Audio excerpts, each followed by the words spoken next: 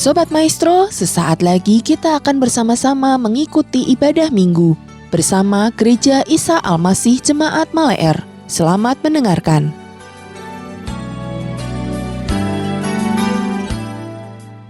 Shalom Bapak Ibu, saudara yang dikasihi Tuhan. Satu anugerah kalau kita kembali boleh bersama-sama beribadah di hari Sabat, di hari kenikmatan yang Tuhan jadikan. Sebelum kita bersama-sama merenungkan firman Tuhan, mari kita akan berdoa terlebih dahulu. Bapa di surga, kami mengucap syukur untuk kasih dan anugerah yang Tuhan sudah limpahkan di dalam kehidupan kami. Hari ini kami boleh ada sebagaimana kami ada, dan kami masih diberi kesempatan untuk merenungkan kebenaran firman-Mu. Mari Tuhan bersabdalah, sampaikan apa yang menjadi kehendak dan isi hati Bapa bagi kami semua. Terima kasih Tuhan, kami mengucap syukur di dalam nama Tuhan Yesus kami berdoa. Amin. Bapak Ibu saudara-saudara, sesuai dengan tema kita bulan ini, yaitu Natal yang penuh sukacita, kita dapat melihat di dalam Alkitab bahwa di masa Natal, kisah tentang orang-orang yang terlibat di dalam kelahiran Tuhan Yesus Juru Selamat kita. Kita akan menemukan bahwa orang-orang yang terlibat tersebut bukanlah orang-orang yang mempunyai kekuasaan, bukanlah para pemimpin agama atau para bangsawan, tetapi justru mereka yang terlibat di dalam kisah Natal adalah orang-orang yang sederhana, bahkan orang-orang yang terpinggirkan. Nah, hari ini secara khusus kita akan membahas bagaimana orang-orang yang terpinggirkan, orang-orang yang terabaikan, justru merekalah orang-orang yang mendapatkan sukacita di masa Natal. Kita akan membaca mendasari firman Tuhan hari ini dari Lukas pasal yang kedua, ayat yang ke-8 sampai 20. Namun saya hanya akan membacakan lebih dulu dari Lukas pasal 2 ini ayat 10 sampai 14. Firman Tuhan berbunyi demikian. Lalu kata malaikat itu kepada mereka, "Jangan takut, sebab sesungguhnya aku memberitakan kepadamu kesukaan besar untuk seluruh bangsa. Hari ini telah lahir bagimu Juru Selamat, yaitu Kristus Tuhan di kota Daud. Dan inilah tandanya bagimu. Kamu akan menjumpai seorang bayi dibungkus dengan lampin dan terbaring di dalam palungan. Dan tiba-tiba tampaklah bersama-sama dengan malaikat itu sejumlah besar bala tentara surga yang memuji Allah. Katanya, kemuliaan bagi Allah di tempat yang maha tinggi, dan damai sejahtera di bumi di antara manusia yang berkenan kepadanya." Amin. Bapak Ibu tentu pernah mendengar dongeng dari seorang penulis bernama Christian Hans Andersen tentang gadis korek api, di mana gadis ini diceritakan bahwa karena dia miskin, dia berjualan korek api untuk menghidupi keluarganya. Dan di masa Natal, di mana suasana atau cuaca begitu dingin, dia berjualan korek api untuk mendapatkan uang. Tetapi di masa Natal itu orang begitu sibuk dengan kegiatan masing-masing. Mereka tidak mempedulikan gadis penjual korek api ini. Di tengah-tengah cuaca yang demikian dingin, dan dia memperhatikan betapa nikmatnya orang-orang yang ada di dalam ruangan, menikmati makan malam bersama keluarga. Gadis itu menyalakan korek api demi korek api. Sementara dia merasakan kehangatan dari api yang menyala, dia membayangkan indahnya masa Natal bersama dengan nenek dan ibunya yang sudah meninggal. Dan Bapak Ibu, pagi hari di mana orang-orang beraktivitas, mereka menemukan gadis korek api ini sudah meninggal dunia di salju yang begitu dingin. Karena apa? Karena tidak ada orang yang memperhatikan dia. Betapa mengenaskan kehidupan di dalam kesendirian, dan tidak ada yang mempedulikan. Bapak Ibu, para gembala yang tadi kita baca kisahnya di dalam Lukas pasal 2 adalah orang-orang yang terpinggirkan, orang-orang yang miskin, orang-orang yang sengsara, orang-orang yang hina dan tidak diperhitungkan. Dan Bapak Ibu, merekalah orang-orang yang paling membutuhkan sukacita di dalam kehidupannya. Dan yang menarik adalah di masa Natal, di hari di mana Tuhan Yesus Kristus, Sang Mesias itu lahir. Ternyata kepada merekalah, kepada para gembala inilah, malaikat-malaikat mewartakan peristiwa besar yang membawa sukacita. Betapa luar biasa kasih Tuhan ini. Ini adalah mujizat yang tidak pernah terbayangkan oleh mereka, bahkan oleh orang-orang normal sekalipun. Mari kita membaca kisah-kisah Natal. Kita menemukan ada Raja Herodes di sana, ada para imam-imam kepala, tetapi mereka tidak mendapatkan kesempatan seperti para gembala yang tadi saya katakan, orang-orang yang terpinggirkan, orang-orang yang miskin dan yang hina, yang tidak diperhitungkan. Bapak Ibu, saudara-saudara yang dikasihi Tuhan, mungkin secara fisik kita tidak semiskin para gembala. Kita bukan orang yang tersisih atau orang yang terasingkan seperti mereka. Tetapi bisa jadi kita termasuk orang-orang yang terasing secara mental, secara jiwani, bahkan secara rohani. Secara jiwani mungkin kita tidak dipedulikan oleh orang-orang di sekitar kita. Kita malah mungkin menjadi orang-orang yang dijauhi oleh masyarakat lingkungan di mana kita berada. Kita mungkin menjadi orang yang selalu disalahkan, menjadi kambing hitam atas segala sesuatu yang buruk yang terjadi. Dan secara psikologis, hal itu bisa mengakibatkan kita menjadi orang-orang yang tidak punya citra diri yang sehat. Kita selalu minder. Pada akhirnya kita punya jiwa pemberontak di dalam diri kita. Secara fisik mungkin kita masih mempunyai keluarga, tetapi kita merasa sendiri. Kita diabaikan oleh orang tua kita atau orang-orang yang dekat dengan kita. Bapak Ibu, saya pernah mendengar tentang kesaksian tentang seorang yang setelah ditinggal mati oleh mamahnya, wanita ini begitu down. Dia merasa tidak dapat bangkit lagi. Dia merasa tidak ada orang yang dapat menopang dia. Nah Bapak Ibu, ini gambaran bahwa seringkali papa atau mama kita, orang tua kita punya peran yang sangat vital di dalam kehidupan kita. Tetapi toh mereka pun satu ketika dapat melupakan kita, dapat meninggalkan kita. Ini merupakan suatu kenyataan yang tidak dapat kita hindari. Bapak Ibu, terlebih secara rohani, kita bisa menjadi orang-orang yang terasing atau mengalami keterpisahan dengan Allah akibat dosa. Dan Bapak Ibu, keterpisahan dengan Allah menjadikan hidup kita ada di dalam kegelapan dan kehidupan yang tanpa arah.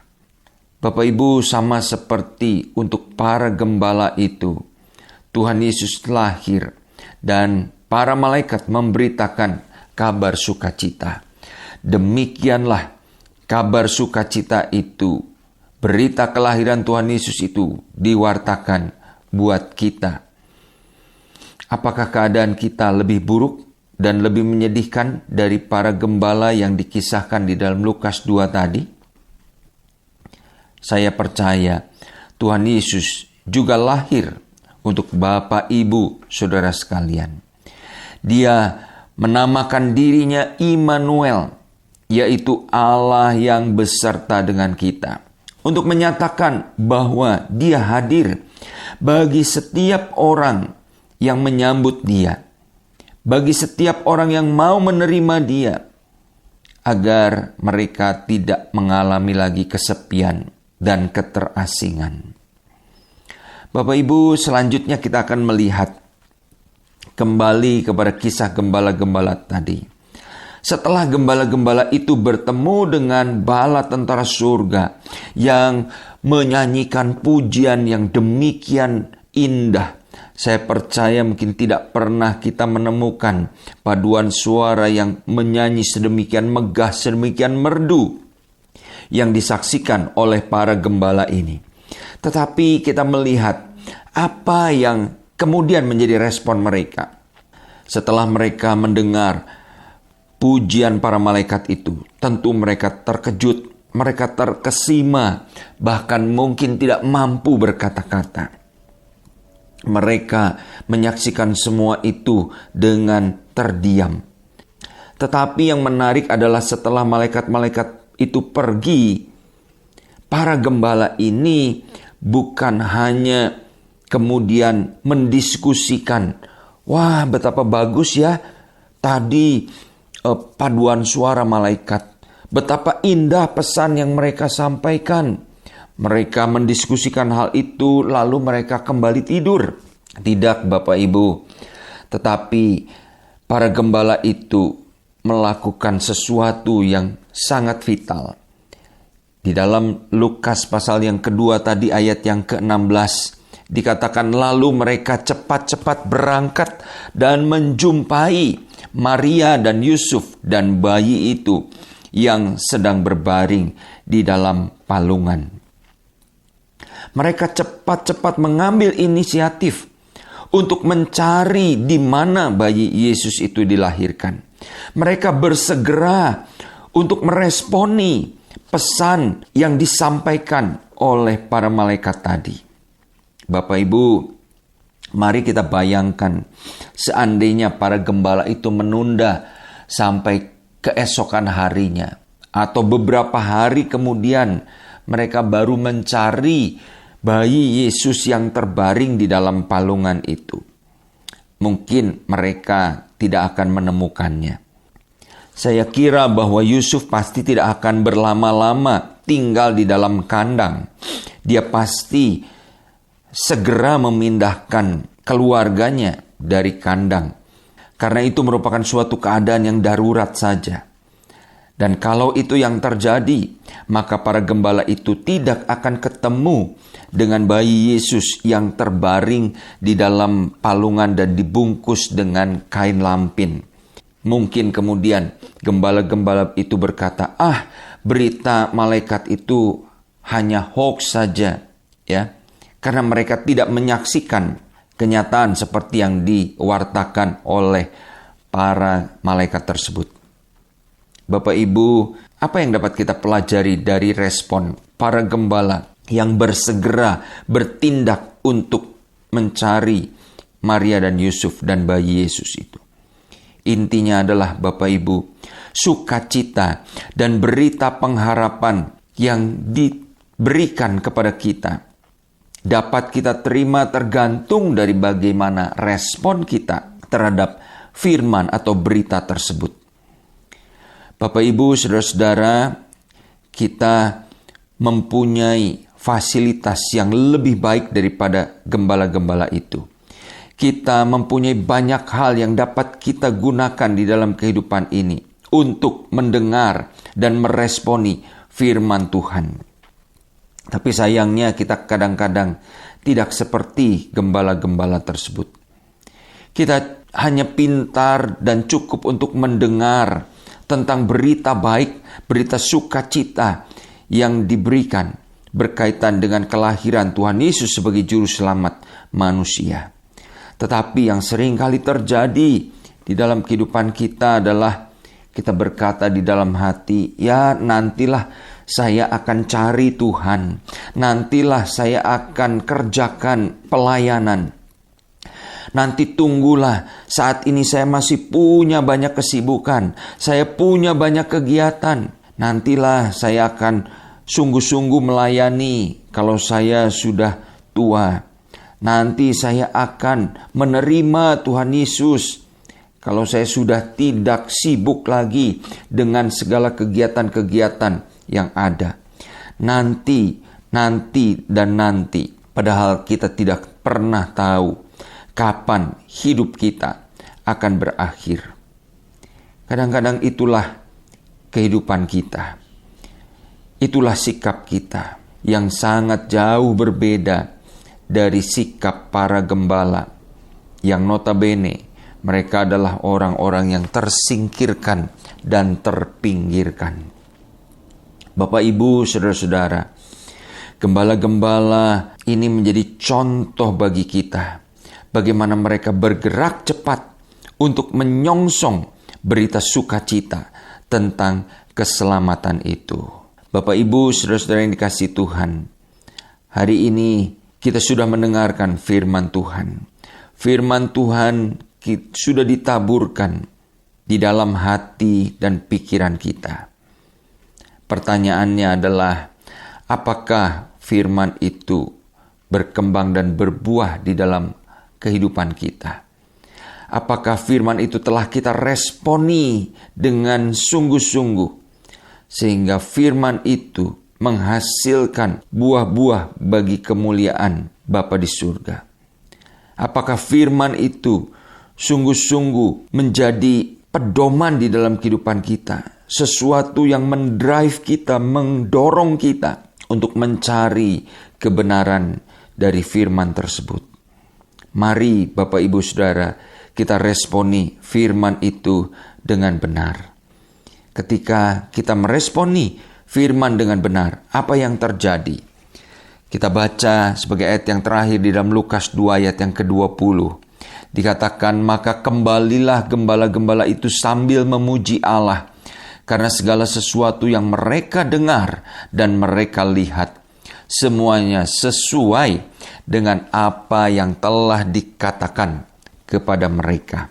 Bapak, Ibu, ketika para gembala itu meresponi dengan bersegera, hasilnya mereka pulang, mereka kembali dengan sukacita, karena iman mereka kepada apa yang diwartakan oleh para malaikat itu menjadi suatu kenyataan. Inilah suatu mujizat yang besar bagi para gembala dan juga bagi setiap kita yang mau percaya kepada berita keselamatan dan mau bersegera bertindak. Tuhan memperhatikan setiap kita. Tuhan ingin memberikan sukacita kepada kita, meskipun kita adalah orang-orang yang terabaikan, orang-orang yang terpinggirkan. Amin. Mari kita berdoa. Tuhan, kami bersyukur buat kebenaran firman-Mu yang mengingatkan kepada kami semua. Kepada para gembala, orang-orang yang begitu miskin, orang-orang yang begitu tidak dipedulikan, tidak diperhitungkan, Engkau datang, Engkau menyatakan kabar sukacita itu buat mereka. Ini menjadi gambaran, ini menjadi satu pengharapan buat kami. Meskipun kami tidak semenderita mereka, tidak semiskin mereka, kami percaya Engkau juga hadir buat kami semua. Kepada orang-orang yang merasa tidak berarti, tidak berharga di dalam hidup ini, ada berita sukacita yang Tuhan sampaikan. Biarlah kami boleh meresponi berita sukacita itu dengan sungguh-sungguh, dengan bersegera datang mencari Tuhan, dan biarlah kami boleh mengalami keselamatan yang Engkau sediakan buat kami semua. Terima kasih Tuhan, biar Roh Kudus terus bekerja di dalam hati kami semua. Dalam nama Tuhan Yesus kami berdoa. Amin. Demikianlah Bapak Ibu Saudara ibadah kita hari ini. Kami mengundang sidang jemaat untuk dapat tetap mengikuti ibadah online Gereja Isa Almasih Jemaat Maleer, baik melalui Radio Maestro 92,5 FM setiap hari Minggu pukul 12:15 atau melalui channel GIA Maleer di youtube.com setiap hari Minggu pukul 9.30. Bagi sidang jemaat yang membutuhkan dukungan doa, dapat mengirimkan beban doa melalui SMS ataupun WhatsApp di nomor 0821 1965 9019. Happy Sunday and God bless you.